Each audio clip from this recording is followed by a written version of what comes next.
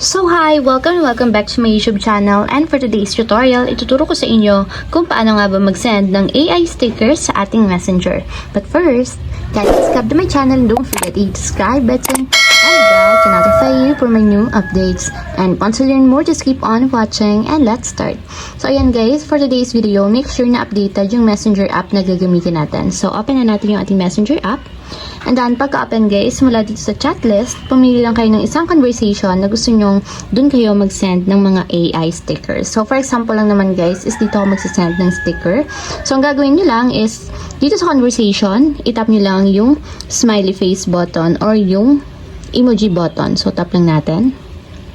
And then, pagka-tap guys, i-scroll up lang natin. And punta kayo dito guys sa AI sticker. So, dito kayo pwedeng mag-search ng mga stickers na gusto nyong isend dito sa Messenger. So, for example guys is yellow beach. So, kahit ano guys, pwede nyong i-search dito. So, search nyo lang. And lalabas na dito guys lahat ng mga stickers na gusto nyong ma-search. So, itap nyo lang yung stickers na gusto nyong isend. And automatic yan guys, nakasend na yan. So, pili pa tayo. Mag-search lang tayo ng mga sticker. So, blue, rose.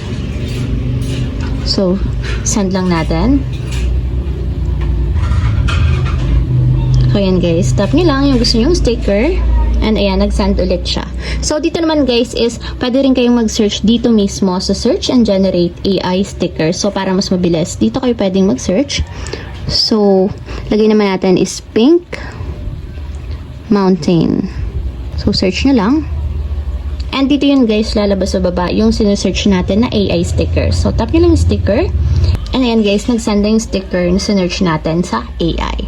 So, ayan lang guys. Ganun lang kasimple kung paano nga ba mag-send ng AI sticker sa ating Messenger app. If you have a question, comment down below and don't forget to hit the subscribe button and the bell to notify you for new updates. And thank you for watching!